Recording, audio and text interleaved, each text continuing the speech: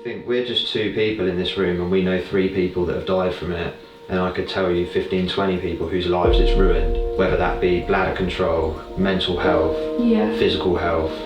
It eats away at your organs. So people think it's a dissociative, then there's other people that think that it's a stimulant, but I would go with it's a dissociative, and that's why it attracts people to it.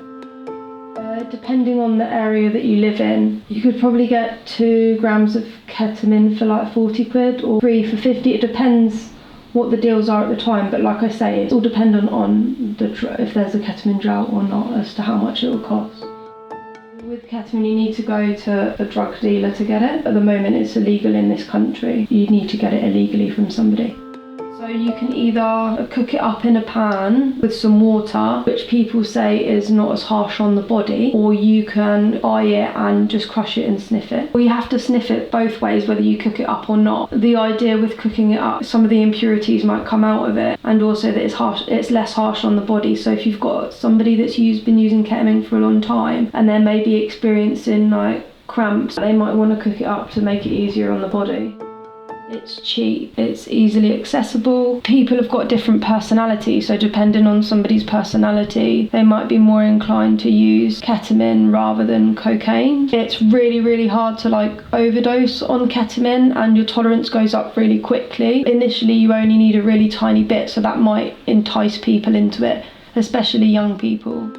Really is different for everyone depending on what sort of mind that you've got. My first experience with ketamine was probably that I didn't like it actually, and it wasn't something that I thought I would probably do again. And then other experiences I've had when it's been like really trippy, but that soon wears off, and then I think that it's very much like chasing the high that you used to get when you first did it, which was really strong, dissociative, hallucinogenic, but not necessarily colours and patterns, but just you don't really have much control. And I think when you're younger and you might be struggling, ketamine's a perfect drug for that, really. I just had enough of feeling rubbish, basically. I knew that if I wanted to move on with my life, then I needed to stop. I would say that in my late 20s, when I was still using, I started to feel the real massive like mental and physical effects, and that really scared me because I'd never experienced that before.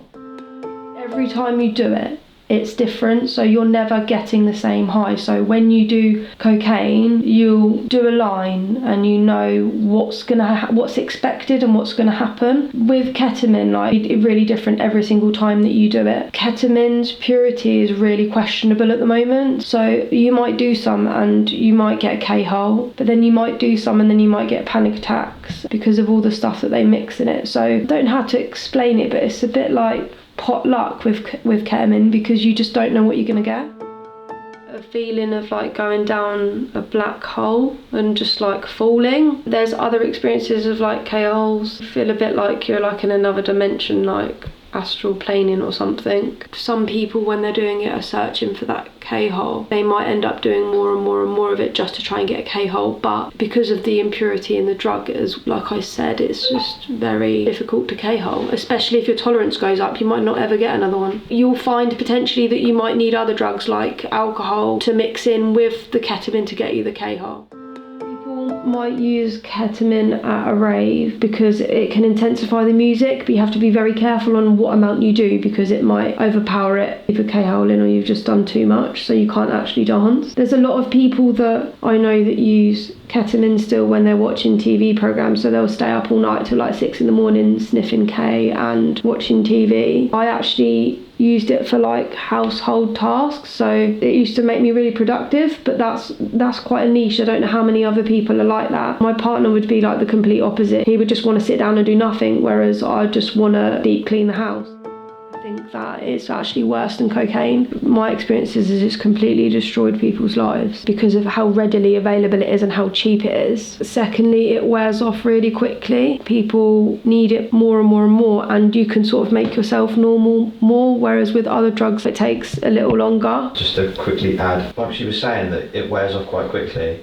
If I was to eat a load of MDMA, I wouldn't want to touch that after I've come down for about a month because it makes you feel that shit, but you can wake up the next day after taking Ket and you feel normal. When you've done it and you've done maybe like 2, 3, 4 grams the night before, you wake up, you might not feel as crap as you would if you were doing cocaine, because you've been up all night, because actually you've managed to get some sleep. I used to get up and I used to be like, don't want to do anything today unless I can get some K. Your addiction is like, I want to get some more of that. And like it's almost like it makes you feel normal again. It's weird. Apart from my own life that it ruined for like a very, very long time, and like the impact that it had on my family, it's destroyed like friendship groups. 3 people that I know that have died of ketamine, not of ketamine overdose, but my friend started using ketamine the same time that I did, and it just exacerbated her mental health. I won't say that it was just the ketamine that did it, but the ketamine was the main drug that she was really, really addicted to, and she ended up killing herself. I don't think she meant to kill herself, but it was like death by misadventure. There wasn't somebody else, like an acquaintance that I knew, who ended up hanging himself. Again, he didn't overdose on ketamine or anything, but the main drug that he was using for about 15 years was ketamine, and that just had a massive impact on his mental health. I feel really sad about this one. And then most recently, in like 2021 or 22, just somebody that I thought would like never die ended up like a death by misadventure, and he just signed up to like be a counsellor and stuff, but he ended up accidentally like killing himself. He was like such a nice person, and ketamine really like destroyed him from when he was probably about 16. Important to note the psychological grip that ketamine has. It's way different to any other drug. When you remove yourself from that situation to try and get away from K, you're then, because you're so psychologically addicted by that point, you're searching for prescription drugs, alcohol, anything to try and replace, to get anywhere near that sort of disassociative that you're searching for. That's what he was doing. One of the people which hung himself because he just, you know, couldn't take it anymore, and the other friend, was his best friend. Yeah, he was my best friend. He was just searching for everything. He was getting Valium off the dark web. He was finding speed. He was drinking loads of alcohol. I mean, he was just topping himself up, just, you know, as he felt he needed it.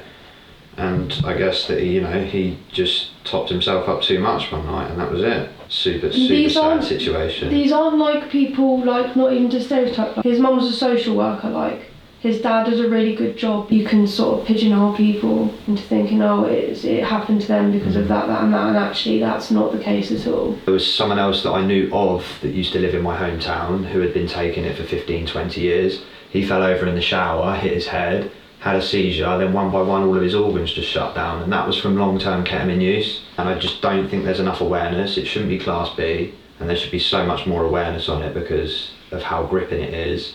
Over the years it just eats away at it. Get to a point where you're using it as a form of self-harm.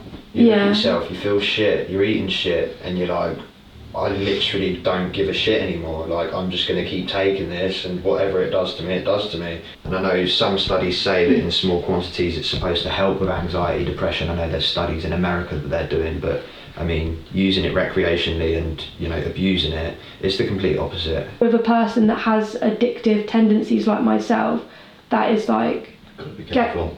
Just like free game for me, Think about people that have either been raped, sexually assaulted, have experienced domestic violence. It's really dangerous because if you're asking somebody to go back to that time when they're in an altered state of mind, when they come round, you don't know how they're going to react. They might picture their counsellor as the person that abused them or something. It's such a dangerous thing. People seem to focus on the overwhelming positive experiences, but I've listened to a lot of podcasts and I've done a lot of research where actually you should be really careful. In the beginning, you might not really experience any impact of ketamine use. If you continue to use it, even if you drink a lot of water, you will start to get twinges in your bladder. You'll frequently need to go to the toilet. You might go to the toilet, feel like you've got all of your wee out, and then you go back like later. Like, my experience with it has been that get up 5, 6, 7 times in the night to go to the toilet to go for a wee, and there's not really much there.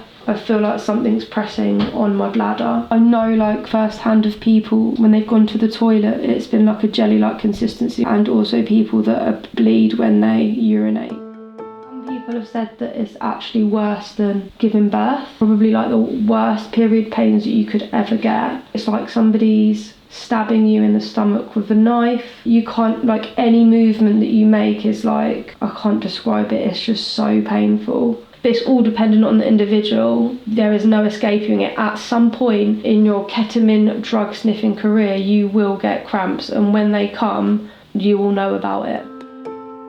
You might not be able to go out on a night out without getting some, but it's very, very difficult because you can sniff a line and then 20 minutes later the feeling's gone. Your tolerance goes up really, really quickly. I don't know, they only sniff a gram each time, or a gram lasts them more than a day. You'll soon find that if you keep doing that after a month, you could probably get yourself through 3, 4, 5 grams a day, and that's when that impact on your body happens really quickly.